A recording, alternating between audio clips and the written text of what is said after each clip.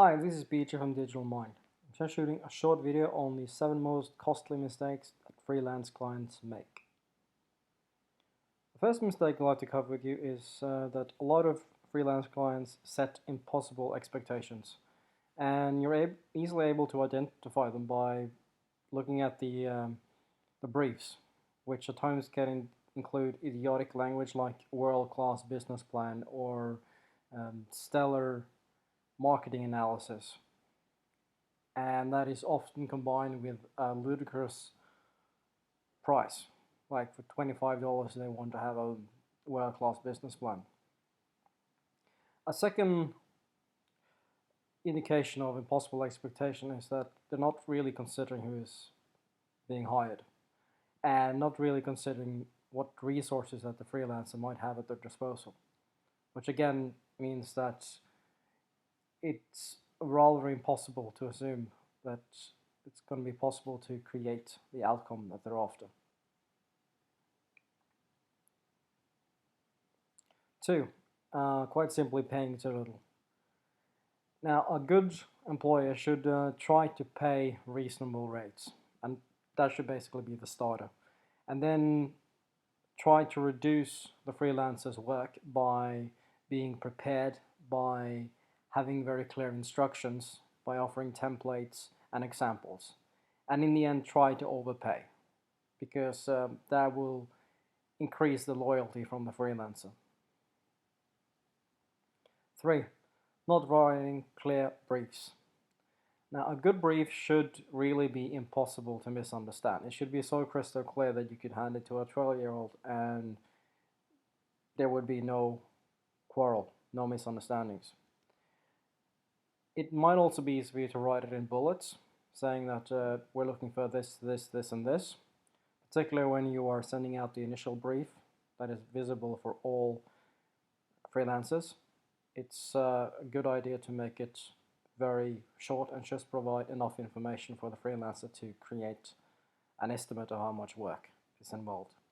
And finally, aim at being overly detailed. Now, this is a point that I would suggest you only consider initially, and then when you know more about the freelancer that you're working with, then it becomes easier to adjust accordingly. 4. Lacking communication. Now, this is very common among unprofessional freelance employers, and you're able to identify lacking communication by, for instance, short briefs. I've mentioned previously that the initial brief should be short, but if it's so short that it's impossible to understand what the work is really about, it's really counterproductive. Some employers are also rarely online, which makes it difficult for freelancers to communicate and get a good understanding of the work that is involved. Vague answers. That's not only an indication of an unprofessional employer, but also of someone that doesn't really have a clear idea about what it is that they want, which ultimately means that the freelancer needs to put in more work.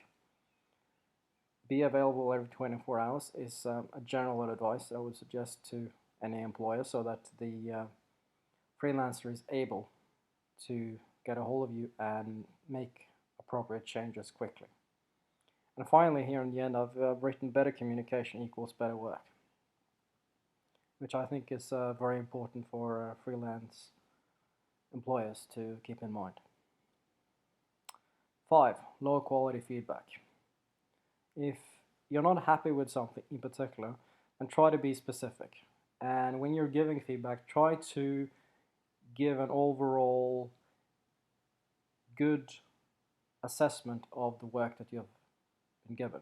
So give the good, the bad, and the ugly. Everything that you think is necessary to point out.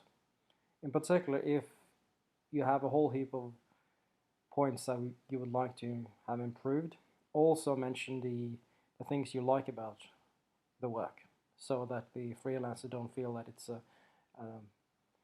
it's only bad, because that again impacts on how the work is redone and adjusted. Also, when you're working with freelancers, it might be a good idea to say it in more than one way, because freelancers might have different ways of communicating. So you might benefit by illustrating it if it's a graphic related project, in addition to writing it. And of course, they're in the end tailored to the person that you work with, which almost goes without saying. 6. Not paying on time. Now, this is exceptionally important. When work have been done, freelancers expect to be paid instantly, ideally within 24 hours of the work being approved. This is very important partly because a lot of freelancers read a lot of scary stories on forums, which tell of employers that don't pay at all. Some pay too late, and most sadly pay too little. When you're working with freelancers, it's a great opportunity for you to reduce the cost of the work compared to what you would get through an agency. However, it is a little bit of a balance at the same time, because if you pay too little, the ultimate cost for you is you're getting less qualified staff that are less loyal to you. And finally, not focusing on the relationship. Now, hiring a freelance is an opportunity for both parties to learn. Particularly if you are an employee, you can pick up new skills in areas where you quite simply do not have the time to learn all the detail. And you can learn a lot by quite simply going through the interviewing process.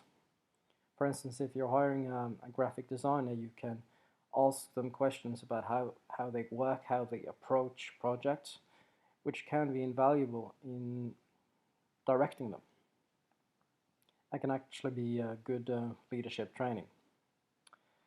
Freelancers, on the other hand, can also expand their experience, particularly if you give them work that is a little bit outside of what they normally do.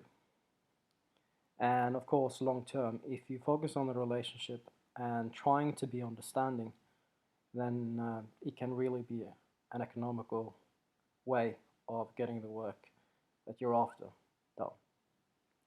Okay, that's about it. If you'd like to see more videos like this, go to digitalmind.com.